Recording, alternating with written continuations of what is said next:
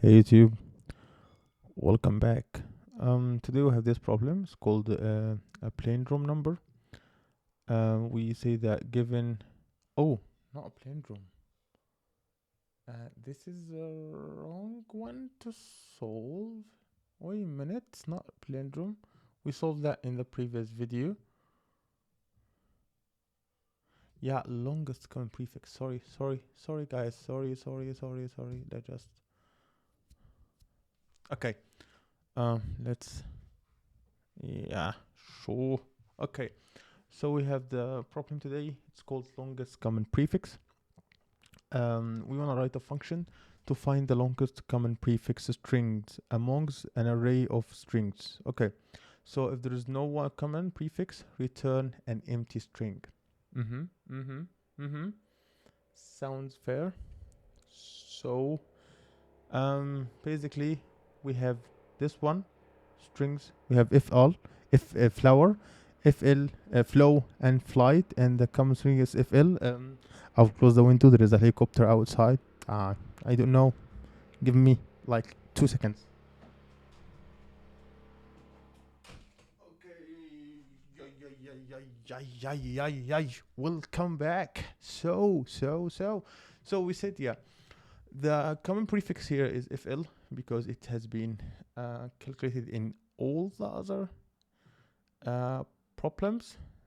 So let's just try to find a way. Actually, there is 4 ways, and we will go through all of them, but in separated videos because we want to make every videos be more specific about one solution.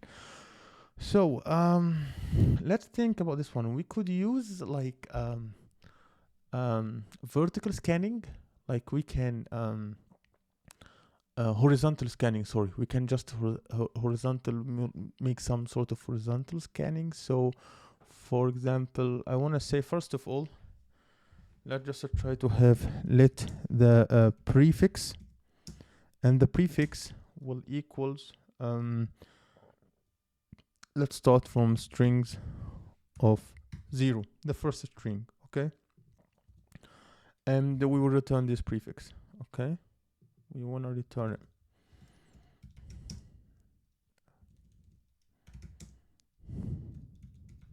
Return a prefix, and I want to say if the strs string dot length, I want to just put some edge cases equals 0. That means there is no prefix, so we return an empty string. I put just this edge case to just make sure that we're covering most cases. So let's see here. We will make a for loop. Okay, and we'll say let I equals 0 and I less than strings dot length and I plus plus. Okay, and I will say I will create a guess. What come to mind right now is to create a while loop. Okay, and in this while loop we will try to find the prefix. So let's just try to think about it. So we have a while loop here, and I will say while strings strs of I dot index of I, which is the first string, dot index of the prefix doesn't equal 0. Doesn't equals 0. Dot index. Oh, what's the problem? strs.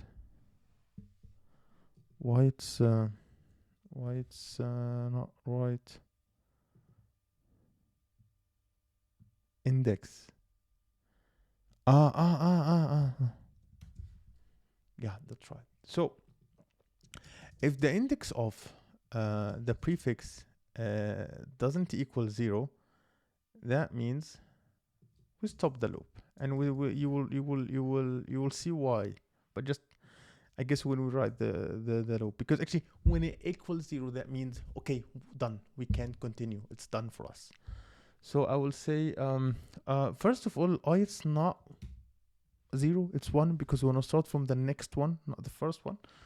So I want to say that the prefix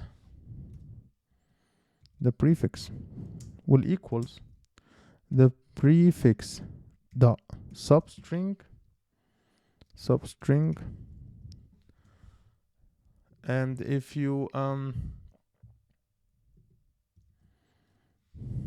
don't know what the substring make like in JavaScript, the substring method is used to extract a portion of a string starting from the specialized index and optionally ending at the another specified index, and it returned the extract substring as a new string without modifying the original string. So we have the previous substring, and I will say it will start from 0 until the prefix dot length -1, and I will say if the prefix dot length equals 0, that means we return empty. So it looks quite complicated here. What's going on? So let's just try to make it quite readable. Just make this readable for us. So we make a loop, and first we are in the first string, which is flower. Okay, and our prefix right now equals flower. Okay, and the string of I is 1. So right now we are in the string of I is in the flow. Oh, sorry, in flow. Okay, so we're saying that while the string of I, okay, that index of prefix doesn't equals 0, so we have something to loop through. Okay, so we say that prefix equals the prefix, the substring, and with the prefix length -0. So what's going on?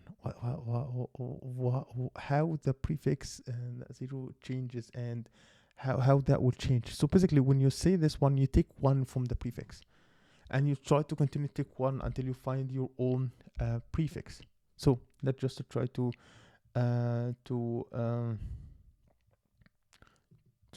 try to compare this one, because I guess this code is look quite complicated.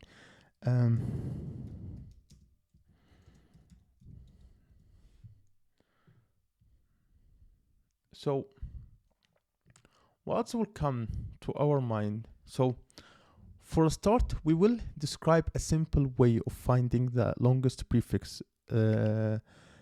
We can just find it by like the algorithm, how the algorithm works. Like to employ this to employ this idea, or to think about this idea, we have like I'm trying to find a perfect way to just to try to describe, but like the function starts with checking here the string dot length array is empty, and if it's empty, we return an empty string. And after that, if the string array is not empty, we initialize a prefix variable with the first string in the prefix array. Okay, in the array dot string, sorry. And after that, we have the function then enters a loop that iterates through the other strings in the array. We go to a loop to iterate all the other strings. Inside the loop, it uses the index of method to check if the current prefix, if the current string of I start with the prefix. We need to make sure that it starts with the prefix, because we take 1 at the end. If it doesn't start with it, it's not with it. So we want to make sure that the index of the method check of the current string, it starts with the prefix. The index of method returns the index at which the prefix is found. Okay, in string of I or -1, okay, it's not found at all. For example, here it's not found. So the loop continues as long as string of I does not start with the prefix. Because if you start with the prefix, you have the prefix. Like you have the prefix. So we don't have to make to go loop through this function again of this array. Have the prefix, it starts with the prefix, it has it. So we don't have to loop through it. The loop continues as long as the string of I does not start with the prefix. When this condition is met, it means that the prefix is not common prefix of strings of I. Inside the loop, it shortens the prefix by removing its last character using this one. This one we shortening it by removing the last character. Okay. If at any point the prefix become empty for this one, it means there is no common prefix among the strings, and the function returns an empty string. If the loop completes without encountering an empty prefix, it means that the prefix variable contains the longest common prefix among all the strings is in the array is empty. So basically what we're doing here, first of all, if the string starts with a prefix, we don't need to continue looping, because if you start with the prefix, you have the prefix. Okay, let's see that you don't start with a prefix. Like we have flower. Does flow start with flower? No, doesn't start with flower. So what we do, we loop again here. We remove the last element. This one, remove the last element. So right now it will be flow. Does it start with flow? No. So we delete it. We have flow. Does it start with flow? Yes.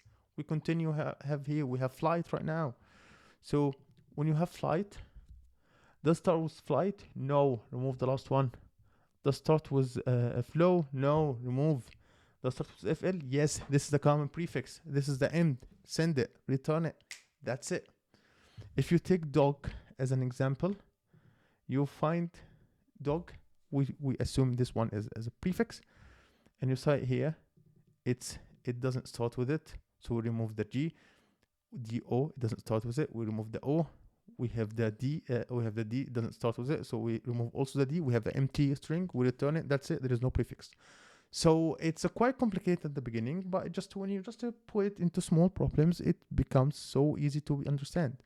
So yeah, that's it for today's video, and I hope my description was quite good, and see you in future problems.